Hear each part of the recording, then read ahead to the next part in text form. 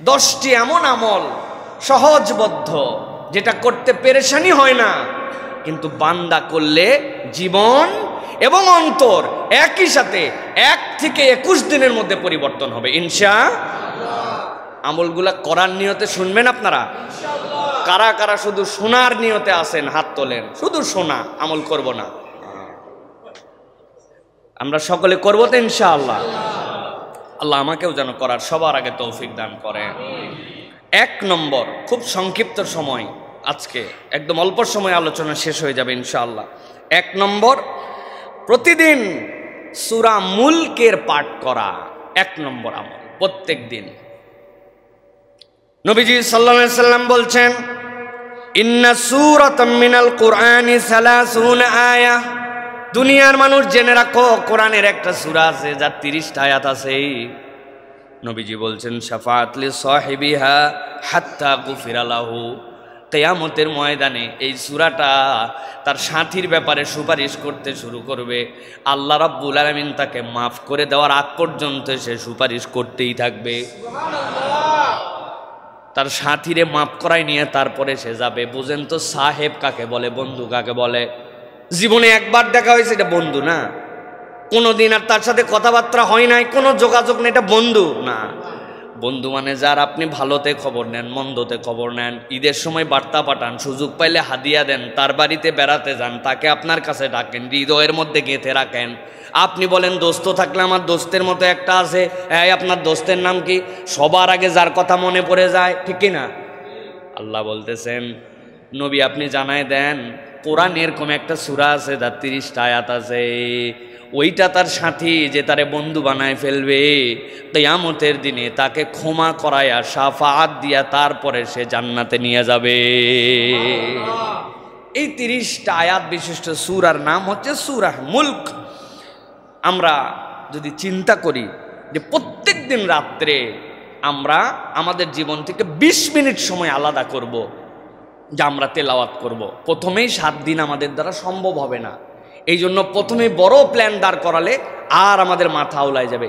Target করতে হবে সপ্তাহে অন্তত একবার সূরা মুলক না পড়ে আমি শুব না।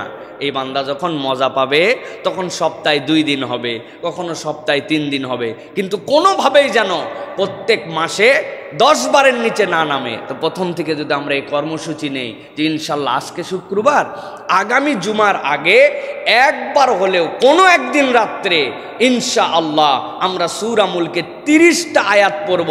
সর্বোচ্চ সময় লাগবে যে একদম ভাঙ্গা ভাঙ্গা করে পড়ে তারও 10 মিনিট। এই 10 মিনিটের মধ্যে আমরা এই আমলটা জারি করে ওকে আমার বন্ধু বানাই নিলাম। আল্লাহ তোমার হাবিবের ঘোষণা অনুযায়ী সে যেন সুপারিশ করে তোমার দেওয়া পাওয়ার নিয়ে আমাকে জান্নাতে নিয়ে যায়। পারবো ইনশাআল্লাহ? এটা হচ্ছে আমাদের জন্য 1 নম্বর আমল। প্রিয় ভাইয়েরা, সংক্ষিপ্ত কথা বলবো আজকে, বলেছি 2 নম্বর। এবার যে আমলটা করতে আমাদের কষ্ট হয় না, কিন্তু পলিসি না থাকার কারণে আমরা এই আমলটি ঠিকঠাক মতো করি না, সেটি হচ্ছে যে আমাদের প্রত্যেকের গোপনে সাদাকা দেওয়ার অভ্যাস করতে হবে। কি করতে হবে? সাদাকা করব, দান করব, কিন্তু এটা গোপনে দেওয়ার একটা অভ্যাস করতে হবে। শোনেন, 2টা জিনিস আপনাদের কাছে বলি। আরশের আজিমের নিচে যেই দিন কোনো ছায়া কিয়ামতে থাকবে না, আল্লাহ রাব্বুল আলামিন 7 শ্রেণীর মানুষকে তার আরশের নিচে ছায়া দিবেন, এবং ওই ছায়া দিয়ে বাকিদের হিসাব কমপ্লিট করে তাদের সাথে তাকে জান্নাতে পাঠিয়ে দিবেন। নবীজি সাল্লাল্লাহু আলাইহি সাল্লাম বলছেন তার একটা হচ্ছে ওয়ারাজুলুন তাসাদ্দাকা বিসাদাকাতিন ফাআখফাহা। এমন এক ব্যক্তি যে দান করত কিন্তু গোপন করে রাখত। কেমন গোপন? হাত্তা লা তা'লামা শিমালুহু মা তুনফিকু ইয়ামিনুহু। তার বাম জানতো না তার ডান হাত কি দান করে দিছে। এত গোপনে নিবৃতে পরিবার, স্ত্রী, সমাজ, এমনকি নিজেও যোগ বিয়োগের খাতায় তুলতো না। এমন দান করত গোপনে যে তার বাম হাত জানে না ডান হাত কি দিয়া দিছে। এইরকম ব্যক্তিকে আল্লাহ রাব্বুল আলামিন আরশে আজিমের নিচে ছায়া দিয়ে দিবেন। সুবহানাল্লাহ। আল্লাহ রাসূল সাল্লাল্লাহু আলাইহি সাল্লামের এই হাদিসের আলোকে কোরআনুল কারীমের আয়াত আছে। আল্লাহ রাব্বুল আলামিন কোরআনে বলেছেন, ইন তুবদুস সাদাকাত ফানি'মাহি ওয়া ইন তুখফুহা ওয়া তুতুহাল ফুকারা ফাহুয়া খায়রুল লাকুম। প্রকাশ্যে দান করো, নো প্রবলেম, করতেই পারো। ওয়াইন তুখফুহা, আর যদি এটা গোপন করে রাখো ফানিআম্মা, আল্লাহ বলতেছেন এটা তোমার জন্য বিরাট বড় কল্যাণকর হবে। এই সাদাকাটাই কল্যাণ, তোমার এই সাদাকাটাই কল্যাণ। প্রকাশ্যে দাও, অপ্রকাশ্যে দাও, গোপনে দাও, তবে জেনে রাখো এই যে গোপনে ফকির মিসকিন এদেরকে তুমি যদি দাও ফাহুয়া খায়রুল লাকুম, এটা তোমার জন্য উত্তম হবে। আল্লাহ রাব্বুল আলামিন আমাদেরকে দান করার অনেককেই তৌফিক দিয়েছেন, কিন্তু আমাদের যা কিছু সব হিসাবের খাতায়, যা কিছু সব জানাজানিতে, জীবনে কোনো গোপন দান আমাদের আর নাই বললেই চলে, ঠিক না ভাই? এই জন্য প্রিয় ভাইয়েরা, আমরা যদি একটা কর্মসূচি ঘোষণা করি নিজেদের জীবনে যে প্রতিদিন 1 টাকা হলেও আমরা গোপনে দান করব, যেটা কেউ জানবে না, কেউ দেখবে না, একটা পলিসি থাকবে এই সিস্টেমে, আমি 1 টাকা হলেও আমার জীবনে একটা গোপন দান থাকবে। হতে পারে 8 আনা পয়সা, কিন্তু এটা গোপন, প্রকাশ্যে অনেক আছে, কিন্তু এমন সিস্টেমে আল্লাহর আরশে আজিমের নিচে তো আমার ছায়া লাগবে, এই জন্য না আমি করতেছি। আপনি বলবেন হুজুর সবই তো লোকজনের সামনে, ফকির মিসকিনও লোকজনের সামনে চায়। ভাই আপনারে যদি কিয়ামতের বিপদ থেকে বেঁচে আরশে আজিমের ছায়া নিতে হয়, তাহলে এই বুদ্ধি আপনি করবেন না? আপনার পলিসি এটার মধ্যে থাকবে না? আপনার পকেটে 1 লাখ টাকা থাকলে আপনি তো বাজারের মধ্যে যাই গুনেন না, ঘরের মধ্যে দরজা লাগাই দিয়ে তারপরে আপনি গুনে টুনে তারপরে রাখেন। তাহলে আপনি এইটার ক্ষেত্রে প্ল্যান নিতে হবে, আমরা প্রত্যেক দিন যা দান করি প্রকাশ্য, কিন্তু টেকনিক্যালি 1 টাকা হলেও আমরা গোপনে দানের অভ্যাস জীবনে গড়ে তুলবো, পারবো ইনশাআল্লাহ? এটা যদি করি প্রিয় ভাইরা, আমাদের জীবন এবং অন্তর দুটাই বদলায় যাবে ইনশাআল্লাহ। বলে অন্তর কিভাবে বদলাবে? আল্লাহ বলেছেন ওয়াইন তুখফুহা ওয়া তুতুহাল ফুকারা ফাহুয়া খায়রুল লাকুম, তুমি যদি এটা গোপনে কোনো ফকির মিসকিনকে অভাবগ্রস্তকে দাও, এটা তোমার জন্য কল্যাণকর। কি কল্যাণ আল্লাহ প্রকাশ করেন নাই? আল্লাহর কল্যাণের প্রকাশই হচ্ছে হেদায়েতের উপর অন্তরকে অবিচল করে দেওয়া, সুবহানাল্লাহ। তাহলে 2 নম্বর আমল, এটা মনে থাকবে ইনশাআল্লাহ। এবার চলেন 3 নম্বর আমলটি হচ্ছে দিনের শুরুতে 100 বার সুবহানাল্লাহি ওয়া বিহামদিহি পড়া। প্রত্যেক দিন দিনের শুরুতে সুবহানাল্লাহি ওয়া বিহামদিহি এটা 100 বার পড়া। কি লাভ এটা বললে? রাসূল সাল্লাল্লাহু আলাইহি সাল্লাম বলছেন মান ক্বালা সুবহানাল্লাহি ওয়া বিহামদিহি ফি ইয়াউমিন মিয়াতা মাররা, কেউ যদি প্রত্যেক দিন 100 বার করে সুবহানাল্লাহি ওয়া বিহামদিহি পড়ে, আল্লাহ নবী সাল্লাল্লাহু আলাইহি ওয়াসাল্লাম বলছেন হুত্তাত খাতায়াহু ওয়া ইন কানাত মিসলা জাবাদিল বাহার। আল্লাহ রাব্বুল আলামিন এই সুবহানাল্লাহি ওয়া বিহামদিহি এইটার ফজিলত এত দান করেছেন, ওই বান্দার যদি সাগরের ফেনা পরিমাণ গুনাহ থাকে, আল্লাহ রাব্বুল আলামিন ওই বান্দাকে মাফ করে দিবে। এক সাগরের ফেনা, এত গুনাহ হয়ে গেছে ওই বান্দার।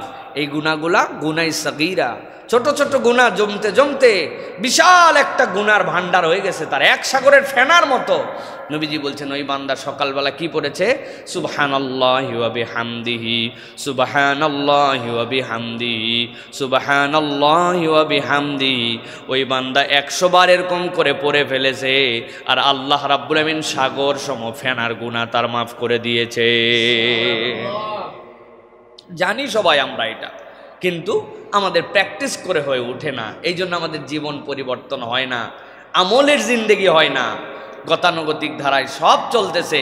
সকালে ওঠার পরে পেস্ট আছে, ব্রাশ আছে, সকালে ওঠার পরে হাঁটা আছে, নাস্তা আছে, নতুন জামা পরা আছে, বের হওয়া আছে, বের হওয়ার আগে হাতের চাবি নেওয়া আছে, ব্যাগ নেওয়া আছে, সব আছে, শুধুমাত্র আমলটুকু নাই, ঠিক কিনা ভাই?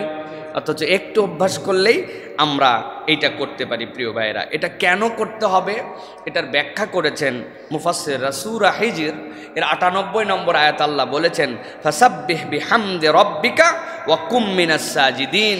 প্রত্যেক নবীর দায়িত্ব ছিল আপনি আল্লাহ রাব্বুল আলামিনের জন্য একনিষ্ঠ হন, সিজদাকারী, এবং আল্লাহর শুকরগুজার, আল্লাহর প্রশংসাকারী বান্দা হন।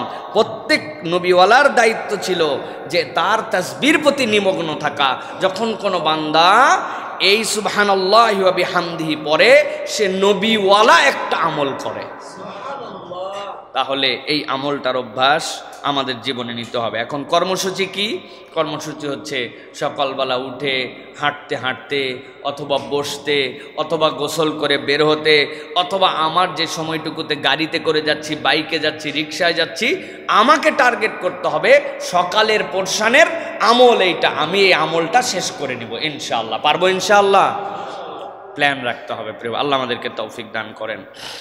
এবার চলেন 4 নম্বরে। 4 নম্বর হচ্ছে ফজরের পরে সূর্য ওঠা অবধি সস্থানে বসে আল্লাহ রাব্বুল আলামিনের জিকির করা।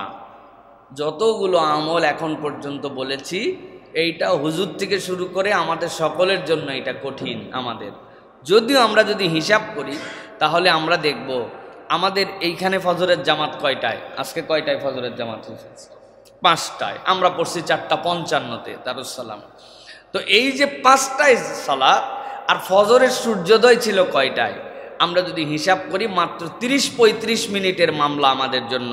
নবীজি সাল্লাল্লাহু আলাইহি সাল্লাম বলছেন, মান সাল্লাল ফাজরা ফি জামাআতিন সুম্মা ক্বাদা ইয়াজকুরুল্লাহ, কেউ যদি ফজরের সালাত আদায় করে এরপরে ওঠে নাই, ওখানেই বসে আছে, হয়তো নামাজের শুরুতে না বসে লেটাপারে বসছে, কিন্তু সেখানেই বসে আছে, হাত্তা তাতলু আশ-শামস সুম্মা সাল্লা রাকাতাইন, এরপরে সে হিসাব করে দেখছে সূর্য উঠে গেছে, নিষিদ্ধ সময় পার হয়ে গেছে, 2 রাকাত সালাত পড়ে ফেলছে, 2 রাকাত সালাত পড়ে এবার উঠে চলে গেছে। আল্লাহ নবী বলছেন কি করছে এই লোক জানো? কানাত লাহু কাআজরি হাজ্জাতিন ওয়া উমরাতিন তাম্মাতিন তাম্মাতিন তাম্মা। এই যে ফজরের জামাতের পরে বসে সূর্যোদয়ের পরে 2 রাকাত সালাত পড়ে গেছে, আল্লাহ তার আমল নামায় একটা পূর্ণ হজ, একটা পূর্ণ উমরার সওয়াব দান করে দিয়েছে। আল্লাহু আকবার। নবীজি 3 বার বলেছেন তাম্মাতিন তাম্মাতিন তাম্মা। ও আমার উম্মত জেনে রাখো, পূর্ণ হজ পূর্ণ উমরার সওয়াব আল্লাহ দিয়েছেন। আল্লাহু আকবার। 40 মিনিটের বিনিয়োগ, 30 মিনিটের বিনিয়োগ, 25 মিনিটের বিনিয়োগ। ভাই প্রত্যেক দিন হয় না, মানুষের ক্লান্তি থাকে, বসতে পারে না, ব্যস্ততা থাকে, কিন্তু ইমানদারের জীবনে সপ্তাহে 2-3 দিন সময় হবে না একটা হজ আর একটা উমরার সময় আর সবটা আমল নামায় নেওয়ার জন্য? এই আবেগ তার মধ্যে আসবে না, তাহলে জীবন কেমনে পরিবর্তন হবে? আপনি শুধু গেলেন, কোন রকম সালাত আদায় করলেন, সালাত হওয়ার সাথে সাথে সাত করে উঠে আপনি বাড়িতে চলে আসলেন, র্যান্ডম এভরিডে প্রত্যেক দিন একই অভ্যাস। মহিলারা তার বাড়িতে সালাত আদায় করেন, তার ঘরের কোনায় হচ্ছে তার জন্য উত্তম নামাজের স্থান, কত সময় ব্যয় হয়, কিন্তু আমার মায়েরা জানেই না যে আমলটা আমি করতে পারি। এখন আধুনিক যুগ, গুগল করে দেখে নিছেন আজকে সূর্যোদয় কয়টায়, ওখানে বসছেন, কোরআন শরীফটা পাশেই রেখে দিয়েছিলেন, কোরআন মজিদটা ওইখানে তেলাওয়াত করেছেন, জিকির আজকারগুলা করেছেন, সূর্য উঠছে 2 রাকাত সালাত পড়ে আপনি জায়নামাজটা গুটাই নিয়ে উঠে চলে গেছেন, আল্লাহ আপনার আমার আমল নামায় একটা কবুলকৃত হজ এবং উমরার সওয়াব লিখে দিয়েছেন। অতএব প্রিয় ভাইয়েরা, সপ্তাহে অন্তত 1 দিন হলেও আমল করতে হবে। চেষ্টা করবেন ইনশাআল্লাহ? করবেন ইনশাআল্লাহ? আল্লাহ রাব্বুল আলামিন আমাদেরকে আমলটা করার তৌফিক দান করেন। কুরআনুল কারীম এটার সমর্থনে কথা বলেছে। আল্লাহ বলছেন, ওয়াসাব্বিহ বিহামদি রাব্বিকা ক্বাবলা তুলুইশ শামসি ওয়া ক্বাবলা গুরুবিহা। সূর্য উদয়ের আগে আল্লাহর প্রশংসা করো, আর সূর্য অস্ত যাওয়ার পরে আল্লাহর প্রশংসা করো। জিকির আর 2 রাকাত সালাত সূর্য উঠায়, এটা হচ্ছে সেইটার সাথে সামঞ্জস্যশীল একটা আমল। আল্লাহ যেন আমাদেরকে করার তৌফিক দান করেন। কয় নম্বর বললাম ভাই? ভুলে গেছেন না তো? এবার 5 নম্বর চলেন। আল্লাহ রসুল সাল্লাল্লাহু আলাইহি ওয়াসাল্লাম বলছেন, দুনিয়ার মানুষ, তোমাদের আরেকটা অনন্য আমল আছে, আমরা করি কিন্তু দেখেন আমাদের র্যান্ডম নাই। বাবা মার জন্য প্রতিদিন দোয়া করা এবং তাদের জন্য কিছু না কিছু সাদাকা করা। বাবা মার জন্য দোয়া, যার বাবা মা বেঁচে আছেন তার জন্য, আর যার বাবা মা মারা গিয়েছেন তার জন্য। কত ভাই এখানে আছেন, আমাদের আব্বা আম্মা উভয়েরই চলে গেছেন দুনিয়া থেকে। কারা কারা ভাই দেখি তো, একটু হাত উঁচু করেন তো। কাদের আব্বাও নাই, আম্মাও নাই? আহা, আল্লাহু আকবার। কাদের বাবা নাই? শুধু কত মানুষের বাবা নাই। কাদের মা নাই? আহা, আমাদের মা নাই, অনেকের বাবা নাই, অনেকের আব্বা আম্মা উভয় চলে গেছে। আর আল্লাহ নিয়ামতটা বাঁচাই রাখছেন কার কার? যাদের আব্বা আম্মা বেঁচে আছেন। আহা, আমরা বড় সৌভাগ্যবান। যে আমাদের জান্নাতের দরজা এখন পর্যন্ত ভেঙে যায় নাই, আমাদের জান্নাতের দরজা খোলা আছে, কিন্তু আমরা আমাদের জান্নাতের দরজাটা ব্যবহার করতে পারতেছি না। নবীজি বলছেন এই দুইজনই তোমার জান্নাত, এই দুইজনই তোমার জন্য জাহান্নাম। এখন যার বাপ মা চলে গেছে তার কি করণীয়, যার বাপ মা বেঁচে আছে তার কি করণীয়? আমরা বেশিরভাগ সন্তানরা পিতামাতার ব্যাপারে গাফেল। কত হুজুরের কাছে দোয়া চাইলাম, কত লোকের কাছে কত সমস্যার জন্য বললাম, কিন্তু কখনো চিন্তাই করি নাই আমার জান্নাতের রাস্তা আছে আমার পিতামাতা। যে কোনো বিষয় সকলের আগে তিনি আপনার হকদার।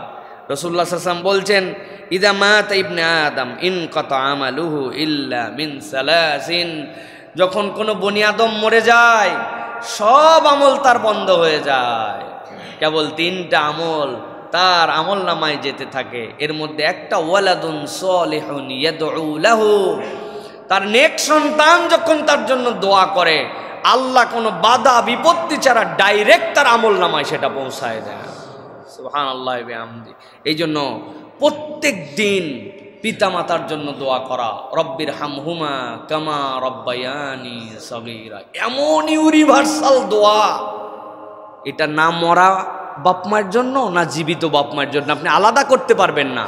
রব্বি ও আমার আল্লাহ, ইরহাম আপনি দয়া করেন, হুমা আব্বা আম্মার উপরে, কামা যেরকম রব্বায়ানি তারা আমার প্রতিপালন করেছিলেন। ছোটবেলায় আমি যখন শুয়েছিলাম প্রস্রাব পরিবর্তন করার আমার কোনো ক্ষমতা ছিল না, আমার আব্বা আম্মা প্রস্রাব পরিবর্তন করাইছেন। দাঁত দিয়ে কামড়াই খাওয়ার মতো শক্তি ছিল না, চুষে চুষে মায়ের দুধ খেয়েছিলাম।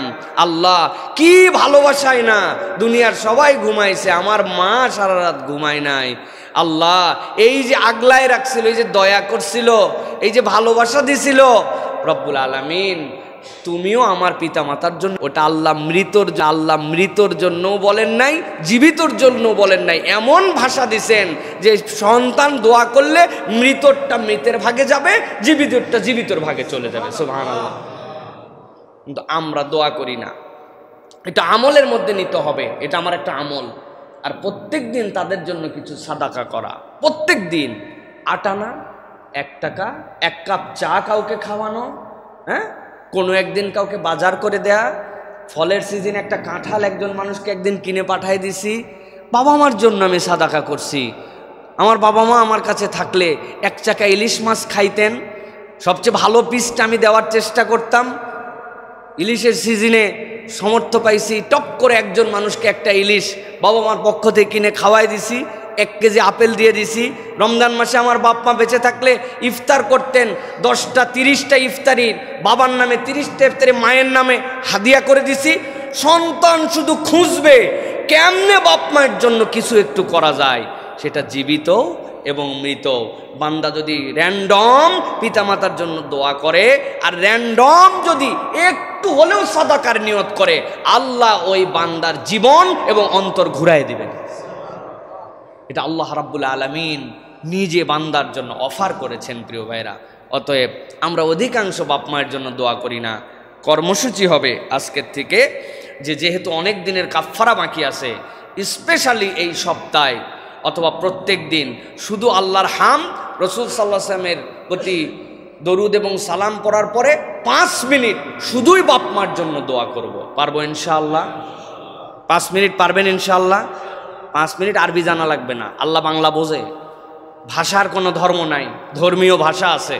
অথবা আল্লাহর কাছে আপনি বাংলায় বলেন, মনে করে করে বলেন, আল্লাহ যখন আমার 1 বছর বয়স ছিল, আমার যদি গু চেঞ্জ না করতো আমার মা, সেই শীত যেই শীতের মধ্যে প্রস্রাব করে দিয়েছিলাম, সবাই শুয়ে গেছিল, আমার মা যদি সারা রাত ওই প্রস্রাবের শোয়ায় রাখতো, আল্লাহ আমার বুকের মধ্যে কফ জমে শেষ হয়ে যেতাম। মা কেমনে জানি জেগে গেছিল, কেমনে জানি আমারে আগলায় নিছিল। আল্লাহ এই ঋণ কোনোদিন সহ্য করতে পারবো না, 1 রাতকে কখনো আমি পৃথিবীর সব দিয়ে বদলায় দিতে পারবো না। আল্লাহ ওই আব্বা আম্মার জন্য তুমি দয়া করো। আল্লাহ আল্লাহ এতদিন ভুল করছি, আল্লাহ করতে পারি নাই, আল্লাহ আগের ভুলগুলো মাফ করো, এখন থেকে আমার বাপ মার জন্য দোয়া করব।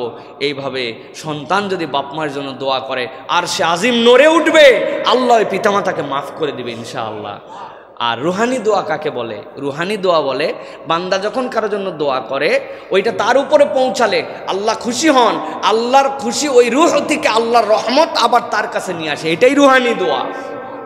এটা অটোমেটিক আপনি পেয়ে যাবেন প্রিয় ভাইরা। অতএব এই আমলটা আমাদের করতে হবে। এটা কয় নম্বর গেল? 5। এবার চলেন 6 নম্বরে। 6 নম্বরটা হচ্ছে আল্লাহ কোরআনুল কারীমের মধ্যে বলেছেন এবং নবীজি হাদিসের মধ্যেও আসছে, একাকী কাঁদা, অন্তরের গভীর থেকে তওবা। একাকী, এখন তো কথা বললে ইমোশন চলে আসলে, একজন দোয়া করলে বাকিদের ফিলিংস আসলে চোখে পানি আসে, একাকী আল্লাহর জন্য কাঁদা। আল্লাহ রাব্বুল আমিন বলছেন কোরআনুল কারীমের মধ্যে, ইযা যুকিরাল্লাহ ওয়াজিলাত কুলুবুহুম, এমন কতকগুলা মানুষ আছে যে মানুষগুলা আল্লাহর জিকির স্মরণ করে, করার পরে তাদের অন্তর নরম হয়ে যায়। কেমন নরম হয়? আল্লাহ বলছেন তাদের চোখ দিয়ে পানি পড়তে শুরু করে। ওই বান্দা আল্লাহকে দেখে নাই, ওই বান্দা জান্নাত দেখে নাই, জাহান্নাম দেখে নাই। নিজের আমল নামার এমন পাপ আছে যেইটার কথা বান্দা ভুলে গেছে, কিন্তু বান্দা এমন ভাবে নিজের হৃদয়ে আল্লাহর ভীতিকে জাগ্রত করে নিজের অপরাধগুলাকে আল্লাহর সামনে দাঁড় করাইছে। ঘুমায় আছে তার সন্তান, ঘুমায় আছে তার স্ত্রী, ঘুমায় আছে দুনিয়া, টপ করে উঠছে, ভাবটা এমন যেন প্রস্রাব করার জন্য উঠছে। বাথরুমের লাইট দিলে সন্তান উঠে যেতে পারে, কৌশলে বাথরুমের লাইটটা পর্যন্ত দেয় নাই, চলে গেছে অন্য জায়গায়, অল্প একটু কষ্ট করে অজু করে নিয়ে জায়নামাজটা পেরে দিছে, কেউ জানে না বাড়ির, সবাই সবার মতো ঘুমায়। ওই বান্দা জায়নামাজের মধ্যে দাঁড়ায়া রব্বুল আলামিনের কাছে 2 রাকাত সালাত আদায় করে হাত তুলে দিছে। ইমোশন আসে না, চোখের পানি আসে না, সিজদায় চলে গেছে, রব আমার তো চোখে পানি আসে না।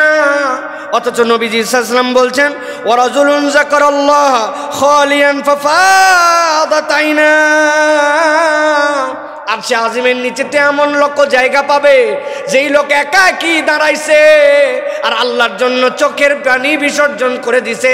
আল্লাহ তার চোখের পানির এমন মূল্যায়ন করছেন, ওই চোখের পানির কারণে আরশে আজিমের নিচে তার জন্য সিট বরাদ্দ করে রাখছেন। আল্লাহ আমি তো সেই তালিকায় আসতে পারি না, আমার অন্তর শক্ত হয়ে গেছে, আল্লাহ আমার চোখে তুমি পানি দিয়ে দাও। তোমার ভীতির কথা আস্তে আস্তে মনে করবে আল্লাহর কাছে।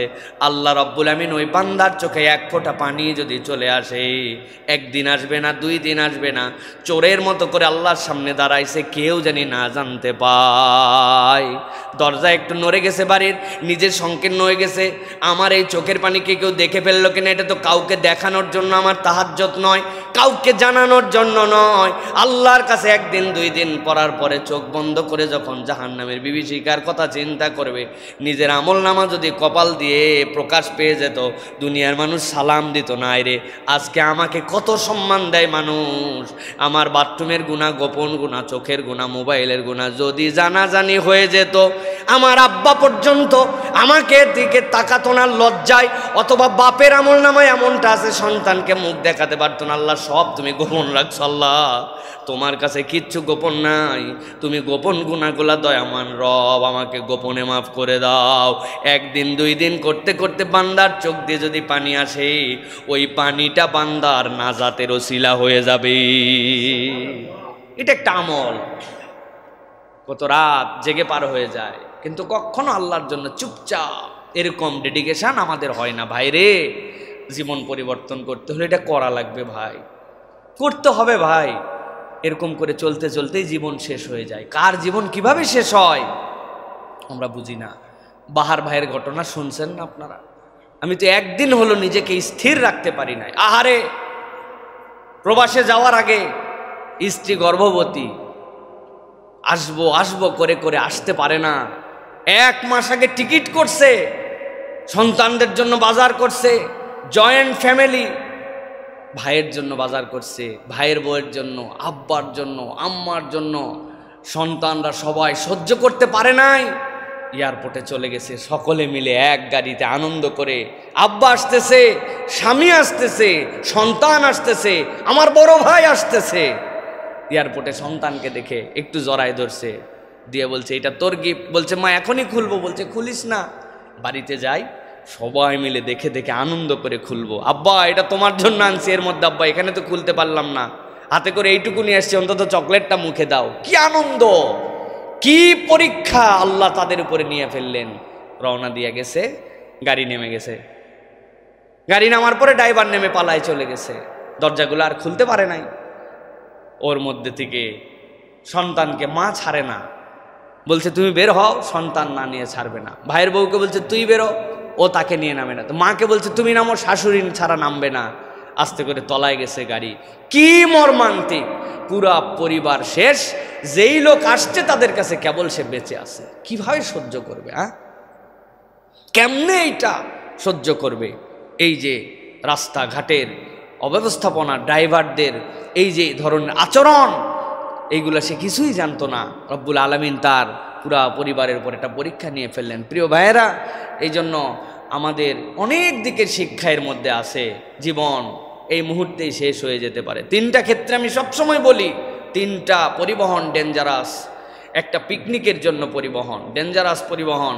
এখানে সবগুলা মাতালের মতো থাকে, আনন্দ বিনোদন হুঁশ আক্কেল কিচ্ছু থাকে না। 2 নম্বর বিয়ের গাড়ি, বড় ডেঞ্জারাস, একটা বিনোদনপূর্ণ পরিবেশ নিয়ে চলতেছে। আর 3 নম্বর প্রবাস থেকে ফেরে যারা, এই গাড়িগুলো বড় ডেঞ্জারাস, কারণ ওই সময় ভিন্ন রকম একটা ফিলিংসের মধ্যে থাকে। তো এইগুলোতে সতর্ক হতে হয়। গাড়ি যদি পানির দিকে ডুবে যায়, আপনি যত জোরে মারেন গ্লাস খুলবে না। এটার কিছু টেকনিক আমাদের প্রত্যেকের জানা উচিত। মাথার পিছনে যে ইয়েটা থাকে, আমাদের মাথার পিছনে ঠেস দেওয়ার জন্য, সাথে সাথে ওইটা টেনে খুলে ফেলতে হয়। ওইটার 2টা লোহা থাকে, ওই লোহা দিয়ে গ্লাসে বাড়ি দিয়ে ভাঙতে হয়। তাছাড়া আপনার লাত্থায় ঘুষায়া গ্লাস আর খুলতে পারবেন না। এইগুলো আমাদের জানা দরকার। সর্বোচ্চ কথা, এই যে জীবনটুকু চলে গেল, কি দীক্ষা দিয়ে গেল ভাই? জীবন বড় ঠুনকো, মৃত্যুই আসল গন্তব্য, তাই না? হাজার আফসোস করেন আপনি, বাহার ভাইয়ের হৃদয়কে আপনি ভরাতে পারবেন না। পারবে কেউ? কিয়ামত হয়ে গেলেও পারবে না। তার যা হারাইছে তা হারাই গেছে। এখন আল্লাহ আমাকে বাঁচায় রাখছেন, আল্লাহ আমাকে হায়াতে রাখছেন, ওইটুক কাজে লাগাই ভাই। কখন মৃত্যু চলে আসবে কে জানে। ওই যে আমার নতুন মুয়াজ্জিন, এই অঞ্চলে তাতে সুন্দর কেউ আজান দিতে পারে না, আলহামদুলিল্লাহ। তার আগে আমার বেলাল ভাই ছিল। কি দোষ, কি অপরাধ বেলালের? কিচ্ছু না। বাজার করে রিক্সায় করে ফিরতেছে, তার রিক্সায় তার টাকায় সে উঠছে, পিছন থেকে ট্রাক দিয়ে মারিয়ে দিয়ে একটা সুস্থ লোকরে শেষ করে দিছে, পঙ্গু বানায় দিছে, তার কেরিয়ারটা শেষ হয়ে গেছে। এরকমই তো দুনিয়া না, আমাদের এরকম জায়গা থেকে। সুতরাং আল্লাহ যতটুকু সুযোগ দিছেন, ওইটাকে মনে করি গনিমত, ওইটাকে মনে করি কাজ। এক আফসারের দিক তাকায় আপনি যদি দুঃখ ব্যথা অনুভব করে নিজের জীবনের মূল্যায়ন না করতে পারেন, তাহলে শুধুমাত্র হাহুতাশ করে আমাদের কি লাভ? আল্লাহ তাকে ধৈর্য ধরার তৌফিক দান করেন। আল্লাহ তাকে এমন কিছু নিয়ামত দেন যেন এই ভাইটা দুনিয়ার এই পরীক্ষায় উত্তরায় যেতে পারেন। বলে আল্লাহুম্মা আমিন। আল্লাহ আর আমাদেরকে আমল বাড়ানোর তৌফিক দান করেন।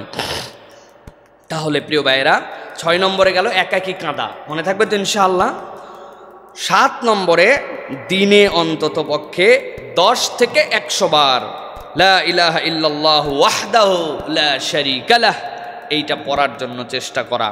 নবীজি সাল্লাল্লাহু আলাইহি সাল্লাম বলছেন, খুব গভীরভাবে শোনেন, মান ক্বালা লা ইলাহা ইল্লাল্লাহ ওয়াহদাহু লা শারীকা লাহ লাহুল মুলকু ওয়া লাহুল হামদু ওয়া হুয়া আলা কুল্লি শাইইন কাদির ফি ইয়াউমিন মিয়াতা মাররাতিন কানাত লাহু আদলু 10 রিকাব। কেউ যদি প্রত্যেক দিন 100 বার পড়তে পারে, কি পড়তে পারে পড়েন তো আমার সাথে, লা ইলাহা ইল্লাল্লাহ ওয়াহদাহু লা শারীকা লাহ লাহুল মুলকু ওয়া লাহুল হামদু ওয়া হুয়া আলা কুল্লি শাইইন কাদির। এইটা জানে না এরকম কোনো বান্দা নাই। 100 বার যদি পড়ে, আল্লাহর নবী বলছেন 10টা দাস মুক্ত করলে যে সওয়াব, 10টা বান্দা গোলামির মধ্যে আছে তাদেরকে আজাদ বানায় দিলে যে সওয়াব, আল্লাহ তার আমল নামায় সে সওয়াব দান করে দিবেন। আরেকটা হাদিসের মধ্যে আসছে, কেউ যদি 10 বার পড়ে, 10 বার লা ইলাহা ইল্লাল্লাহ ওয়াহদাহু লা শারীকা লাহ লাহুল মুলকু ওয়া লাহুল হামদু ওয়া হুয়া আলা কুল্লি শাইইন কাদির, বনি ইসমাইলের তথা নবী করিম সাল্লাল্লাহু আলাইহি ওয়াসাল্লামের বংশের 40টা গোলামকে আজাদ করে দিলে যে সওয়াব হয়, আল্লাহ তার আমল নামায় সওয়াব দান করে দেয়। সুবহানাল্লাহ, কত সহজ আমল, কিন্তু আমাদের টার্গেট নাই, কোনো প্ল্যানিং নাই। কি করব? আমি 10টার কথা এই জন্য বলছি, লিখে ফেলে টার্গেট করে প্ল্যানিং করে, মনে না থাকলে এই ওয়াজ ইউটিউব থেকে সার্চ করে বের করে তাও আপনাকে এই কাজের মধ্যে যেতে হবে, যে আমার জীবন থাকবে আর 10 বার এটা পড়বো না, এরকম হবে না, পারবো না ইনশাআল্লাহ।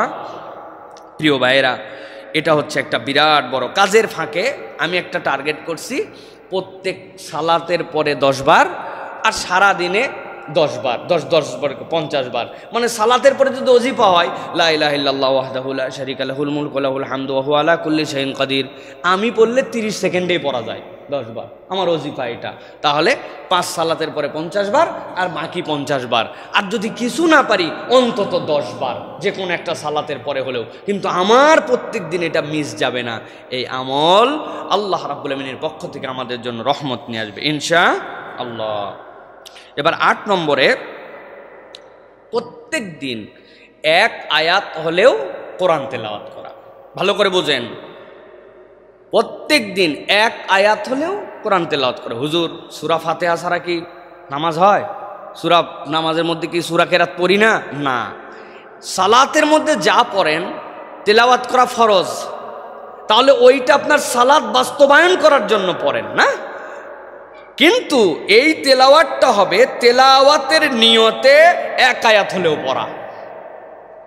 আল্লাহ রাব্বুল আলামিন কোরআনুল কারীমের মধ্যে বলেছেন, সূরা বনী ইসরাঈলের 9 নম্বর আয়াতের মধ্যে কেন কোরআন পড়তে হবে, ইন্না হাযাল কুরআনা ইয়াহদি লিল্লাতী হিয়া আকওয়াম। মানুষ যদি হেদায়েতের উপর অটল অবিচল থাকতে চায়, এই কোরআনের কোনো বিকল্প নাই। নবীজি সাল্লাল্লাহু আলাইহি ওয়াসাল্লাম বলছেন, ইকরাউল কোরআন ফাইন্নাহু ইয়াতি ইয়াউমাল কিয়ামাতি শাফিআন লিআসহাবিহি। ও বান্দা, কোরআন পড়ো, কোরআন পড়ো। হয়তো কোরআনের অর্থ জানো না, যা পড়ো 100% বুঝো না, তুমি বুঝলে তো অনেক ভালো, কিন্তু না বুঝলেও কোরআন পড়ে লাভ আছে, কোরআন পড়লে কোনো লস নাই। আল্লাহ নবী বলছেন যে কোরআন পড়ে, কোরআন তেলাওয়াত করে, ওই কোরআনুল কারীম কিয়ামতের দিনে এই পড়ার বিনিময়ে তার জন্য সুপারিশকারী হিসেবে দাঁড়ায় যাবে। একটা আয়াত হলেও। কর্মসূচি কি? কর্মসূচি হচ্ছে মোবাইলে প্রত্যেকের কোরআনের অ্যাপস নামাতে হবে।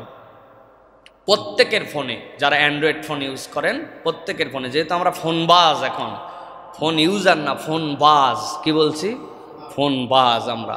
এই জন্য প্রত্যেকের ফোনে, কার কার মোবাইলে এখনো কোরআনের অনুবাদ এবং কোরআনের মাসহাফ নাই, হাত উঁচু করেন। কার কার নাই কোরআনে? সবার চেক করব কিন্তু নামাজের পরে একবারে দাঁড় করায়, পিছায় বয়ে গেছে সবাই। একবার যদি নিজে না পারেন অন্যের কাছ থেকে আজকে দেখে নেবেন, গুগল প্লে স্টোর থেকে, অ্যাপেল স্টোর থেকে কিভাবে ফ্রি কোরআন নামাতে হয়, যেটা আপনি পড়তে পারেন। কত কিছু গেম নামান, নামান, আপনার মোবাইলে জুয়ার অ্যাপস পর্যন্ত খুঁজলে পাওয়া যাবে। হ্যাঁ আন্দাজি। আর আপনি এটা নামান নাই, এটা নামায়া 1 আয়াত 2 আয়াত হলেও, একটা অ্যাপস আছে আল কোরআন নামে, রিমাইন্ডার দিবে আপনাকে যে আজকে আপনি তেলাওয়াত করছেন কিনা, এই আয়াতটা পড়েন। যে হালতেই থাকেন ক্লিক করবেন, না বুঝলে যে বুঝে এর কাছে যাবেন, যাই বুঝে নিবেন। আপনাকে আমাকে প্রত্যেক দিন একটু হলেও কোরআন তেলাওয়াত করতে হবে। তবে মোবাইলের টাগে বললাম, এর থেকে বরকত হচ্ছে মাসহাফ ছুঁয়ে পড়া, এর থেকে বরকত জীবনে কিছু হতে পারে না। এটার সাথে শরীরের একটা রিফ্লেকশন আছে, কালামুল্লাহ, সেটাকে গ্রন্থবদ্ধ করা হয়েছে, সেটা আপনি হাতে নিয়ে আসেন, আপনার ঠোঁট দিয়ে উচ্চারণ হচ্ছে আল্লাহর কালাম, বান্দার হৃদয় থেকে, শরীর থেকে, সব কিছুর মধ্যে এটা রিফ্লেকশন আছে। এই জন্য কালামুল্লাহকে সামনে নিয়ে চোখে চোখে দেখে এটাও পড়ার অভ্যাস করতে হবে, কিন্তু 1 আয়াত হলেও ওজিফার মধ্যে রাখতে হবে। পারবো ইনশাআল্লাহ? প্রিয় ভাইয়ের, আল্লাহ আমাদেরকে তৌফিক দান করেন। 9 নম্বরে, অভিনব একটা আমল, কাউকে নীরবে ক্ষমা করে দেওয়া, না জানায় ক্ষমা করে দেওয়া। প্রিয় ভাইয়েরা, আল্লাহ কোরআনুল কারীমের মধ্যে বলেছেন, সূরা নূরের মধ্যে এসেছে, সূরা শুরার মধ্যে এসেছে, আল্লাহ বলছেন ওয়ালিয়াফু ওয়ালিয়াসফাহু আলা তুহিব্বুনা আন ইয়াগফিরাল্লাহু লাকুম। তোমরা তাদেরকে ক্ষমা করে দাও, মাফ করে দাও, ওভারলুক করো, ছেড়ে দাও। আল্লাহ বলছে আলা তুহিব্বুনা আন ইয়াগফিরাল্লাহু লাকুম, তুমি কি চাও না বান্দা যে আল্লাহ তোমাকে মাফ করে দেন? কন্ডিশনটা দেখেন, আল্লাহর মাফ নিতে চাও, ক্ষমা করে দাও, ওভারলুক করো, ছেড়ে দাও। এই রে কষ্ট দেওয়া আমারে দিছে ভাই, সব বলতে পারি, বলা যায় না ভাই। একদিন নীরবে নিভৃতে, কেউ জানে না, যা মাফ করে দিলাম, যা ধরে রেখে কি লাভ, আল্লাহ তুমি আমারে মাফ করে দিও। এই যে অনুভূতি প্রত্যেকের জীবনে আছে, কথায় খোঁচা দিছে, আচরণে কষ্ট দিছে, দেনা যেই সময় পরিশোধ করার সময় দেয় নাই, উমুকে ঠকাইছে, তুমুকে আমারে, মানে আমাদের জীবনে প্রত্যেকের সাথে আছে। বউ কষ্ট দিছে, আছে না ভাই? আর আপনি কষ্ট দেন নাই না? দুইটাই আছে, বেশি আছে দুইটাই। তো আল্লাহ মাফ করে দিলাম। গোপনে নীরবে ঘোষণা ছাড়া আল্লাহর সাথে অন্তর টন্তর মুখ দিয়েও বলা লাগে নাই, এটা আমার একটা আমল। চিন্তা করে দেখছেন কোনোদিন যে এইটা আমল হতে পারে?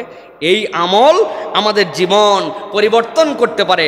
আল্লাহ বলছেন, ফামান আফা ওয়া আসলাহা ফাআজরুহু আলাল্লাহ। কেউ যদি ক্ষমা করে আর তোমাদের মধ্যে থেকে কেউ যদি শুধরায় দেয়, আল্লাহর কাছে সে বিনিময় পাবে। সুবহানাল্লাহ। ফামান আফা, ক্ষমা করে দিছো, বিনিময়কে দিবেন আল্লাহ। এই জন্য আমাদেরকে মানুষকে ক্ষমা করা, এটাও একটা আমল। ভুল করে ফেলছে, অপরাধ করে ফেলছে, যা মাফ করে দিলাম, এইটা একটা বিষয়। সর্বশেষ যেটা বলবো ভাই, নিজে একা কোনো পুণ্যের কাজ শুরু করা যেন কিয়ামত পর্যন্ত তা চলতে থাকে। আমি এমন একটা কাজ শুরু করছি, এমন একটা কাজের উদ্যোগ নিয়েছি, এমন একটা কাজ আমি ভালোভাবে প্র্যাকটিস করা শুরু করছি, আমার টার্গেট কিয়ামত পর্যন্ত। ভাই জীবন তো শেষ হয়ে যাবে, কিন্তু আমি কি রেখে গেলাম? এর এক পর্যন্ত যা বললাম সব ব্যক্তিগত, আপনিও শেষ, আমলও শেষ, কিন্তু এইটা হচ্ছে আপনার চান্স যে আমি চলে যাব কিন্তু আমল থেকে যাবে। নবীজি বলছেন, মান সান্না সুন্নাতান হাসানাতান ফাআমিলা বিহা। কেউ যদি কোনো একটা ভালো কাজ, সুন্দর কাজ প্রচলন করে এবং সেটার উপরে সে আমল করে, কানা লাহু আজরুহা ওয়া মিসলু আজরি মান আমিলা বিহা। এটা করলে তো সে সওয়াব পাবে, আর যারা এই কাজ করবে প্রত্যেকের আমলের সওয়াব আল্লাহ তার আমলনামায় দিবেন। আদ-দাল্লু আলাল খাইরি কাফাইলিহি। নবীজি সাল্লাল্লাহু আলাইহি ওয়াসাল্লাম বলছেন, লা ইয়ানকুসু মিন উজুরিহিম শাইয়া। কিন্তু তুমি মনে করো না অমুকে এই কাজ করছে, অনুসরণ করে আমি করতেছি, তাইলে মনে হয় আমার আমল কমে যাচ্ছে। না, আল্লাহ তাকেও দিবেন, তাকেও দিবেন। এই জন্য ভালো কোনো কাজ কিছুই না, একটা গ্রুপ বানাইছে, ফর এক্সাম্পল 10 বন্ধুর অনুমতি নিয়েছে যে বন্ধু আমি একটা ইসলামিক কন্টেন্টের গ্রুপ বানাইছি, ছোট্ট কোনো আমল পাইলেই এই গ্রুপে শেয়ার করব। দোস্তরা সবাই সম্মতি দিয়েছে, হ্যাঁ কর, ঠিক আছে। আর যদি কারো ডিস্টার্ব হয় তো লিভ নিয়ে নিও, এইভাবে ডিসক্লেমার দিয়ে একটা গ্রুপ বানাইছে। ছোট্ট একটু কিছু পাইলে পোস্ট করে, ওইটা দেখে দেখে আরেকজন পাইছে যে কিনা আমার তো একটা গ্রুপ আছে রে, ওই গ্রুপে একটা ভালো কাজের ফজরে ওঠার একটা গ্রুপ বানাইছে। দোস্ত কত কিছু হয়, তুই থাকিস সাভার, তুই থাকিস নোয়াখালী, আমি থাকি বগুড়া, তুমি থাকো নওগাঁ, ঠিক আছে, আমাদের একটা ফজর ওঠার একটা গ্রুপ আছে। হ্যাঁ, আমরা ফজরে উঠলে এখানে রিমাইন্ডার দিব, না হলে আমরা কিন্তু একজনকে 3 জন হতে পারে। আপনি গ্রুপ বানাইছেন একটা, এটা নেটের, আমরা নেটিজেন মানুষ, এই জন্য নেটের আইডিয়াগুলো বলতেছি।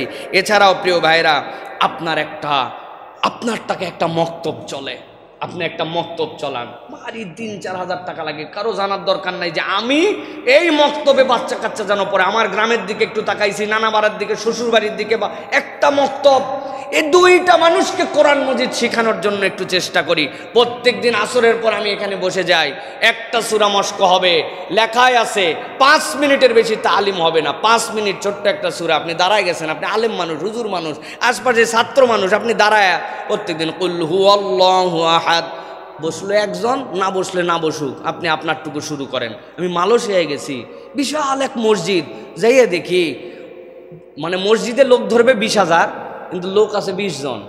বক্তা যিনি, উনি কোনো সার নাই, উনার ডিউটি ওইটুকু, মাগরিবের পর 15 মিনিট কথা বলা, কেউ না শুনলে নিজে শুনবো, তাও এইটা চলমান।